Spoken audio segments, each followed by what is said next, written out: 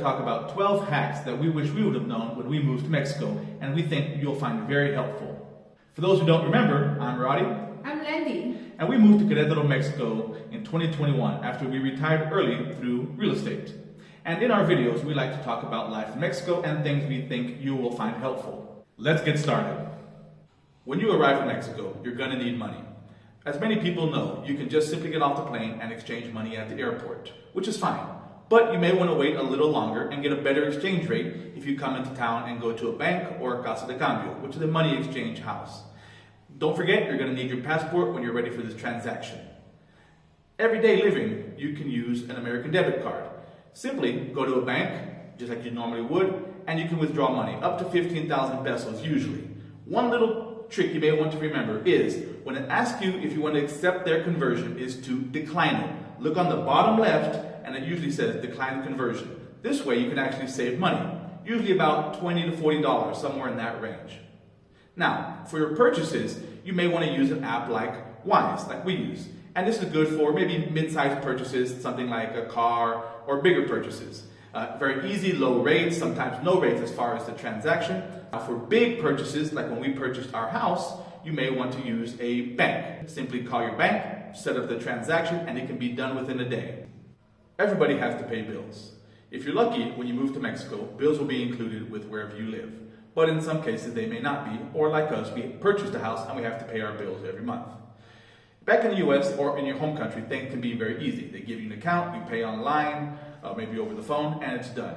Now, there are some places you can do that here in Mexico as well. You can pay your light, your water online, and they even have apps. But some things like the internet, and like us, for example, we have to pay at an OXXO, which is the local convenience store. And I did this for many months. I paid my bills, went on, everything was fine. Until we got our internet cut. And why did that happen? I called them up, talked to them, and I found out what they expect you to do is go pay the bill at the OXXO, take a picture, upload it, and send it to them as proof you paid. So this may happen with internet or possibly even other bills. So something to keep in mind while you're here. Also your phone. Very easy to take care of. They have an app. For example, we have Telcel. I just go into my phone, pay, recharge, done. Or like a lot of other bills, you can just go into your OXXO or local convenience store and pay and get moving with your day. Now we talk about the transportation. If you don't own a car here, then you have to consider it. The easy way is get a taxi, Uber, Didi, or hire a local driver. Of course, there are pros and cons. Come to the taxi. Sometimes if you live a little bit further out of the town, there's no taxi.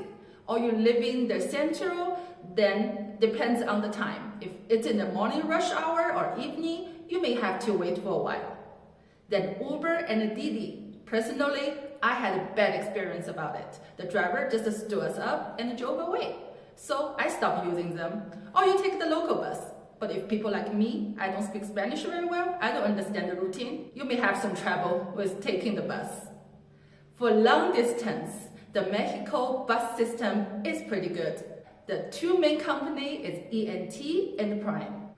They can take you from here, there, if you travel around as a backpacker, or you take the plane. Before we move on, leave a comment in below what else you need to know about living in Mexico.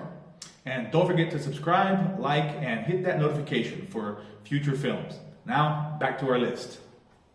When it comes to bringing your phone to Mexico, there are two schools of thought. Some people say, leave your phone in the US and simply buy a phone here in Mexico, which is fine, especially today with apps such as WhatsApp or Facebook Messenger or any other ones. You can simply call people back home, like family and friends, no problem, it's very easy and free. But for our case, we suggest bringing your phone from the US and setting up a plan where you can call back easily. If you have a business like we do, it makes it easy for people to contact you and you to keep in contact with your clients on a much more regular basis. And it's much more reliable. So, something to consider about whether to bring a phone or not to Mexico. Bringing a car to Mexico. Some people like to bring their car from the US or Canada, and it's very easy. When you cross the border, you simply get what's known as a tip. I'm not too familiar with getting a tip when you cross the border, so you may want to contact someone who knows more about that just in case. But another idea that people have, and like we did, is we simply purchase a car here in Mexico. It's very easy. You can just go to a dealership, which we strongly suggest because they'll help you with the whole entire process, and they're usually a lot more trustworthy. And a lot of people will say you need a residency to purchase a car. That's not necessarily true. It is a little bit more difficult, but like the dealership that we worked at, they helped us to get plates from another state, and everything was taken care of very nice and easy. You can also buy a car from an online source or classified, but you need to be careful. The person who sells you the car needs to help you with the whole entire process, and of course there may be some hidden issues with the car that once it's bought, you may not be able to control or take back to the person to help you fix it. So, something to consider when you're bringing a car into Mexico. Next one is the rent. So if you just travel to Mexico, you don't know where you're gonna stay, of course, you book an Airbnb or some local hotels. But if you want to stay for longer, there are a few ways to do that. Some people just talk to the Airbnb hoster, negotiate for a long-term stay if they want to. Or you work with the local realtor. Personally, I highly suggest you work with some local realtor. Why is that? Because it's free. You don't have to pay the realtor. Because the house owner gotta pay the realtor to find a tenant.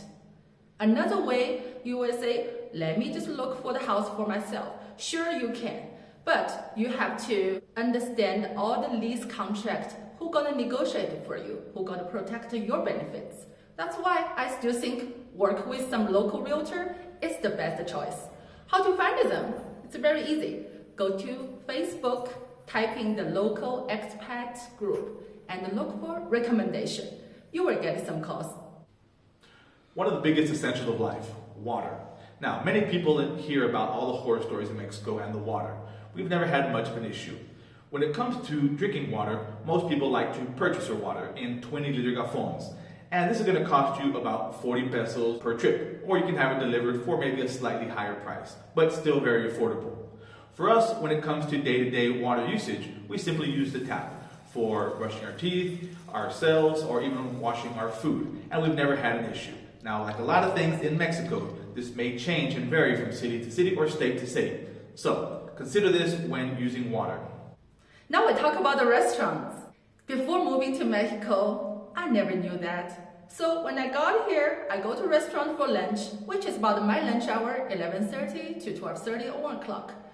But a lot of times, they've been telling me, no lunch yet, only the breakfast. So I only look at the breakfast menu, like where is my lunch? You gotta wait until 1:30 or even 2:30.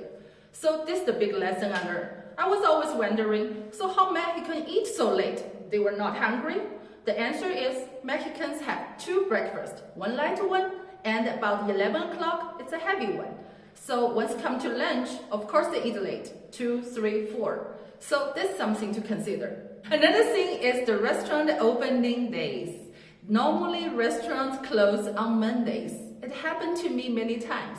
I just pick the restaurant and drive there, then find out it's closed. How disappointed. So before you choose the restaurant or meet some people on the Mondays, make sure it's open on Mondays. Some restaurants, they don't open for breakfast. They only open from 1:30 or 2:30, start from lunchtime. And if they say 1:30 or 2 o'clock, sometimes it means 2 o'clock and 2:30. You have to give some 30 minutes window there. If you have kids and you come to Mexico, something you're gonna have to consider is sending them to school. For us, we simply send our 2-year-old Louis to a daycare. And for us, we send them there for up to 8 hours, and it only costs about 4,500 pesos. Now, of course, this is gonna vary from school to school and city to city. When it comes to higher education, you need to consider 2 options. Public schools, which again are free, and your kid can learn to be immersed in the culture and pick up the language probably a lot quicker if they don't know the language already. On the other hand, there are private schools or international schools. Again, like with daycare, the prices are going to vary from school to school and city to city. So you may want to consider looking into these if you have children and you bring them into Mexico. Next one is shopping. So for shopping, I want to talk about the grocery shopping and other like clothing, appliance, furniture shopping, and online shopping. For grocery shopping, we can go to the local mercado, which is the local food market. Or we go to the big supermarkets like H-E-B here, Walmart, La Gourmet, and the local Soriana, etc.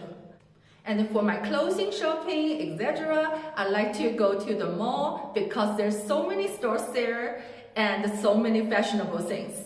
And of course, you can walk around shopping the local stores. There are many good choices there too.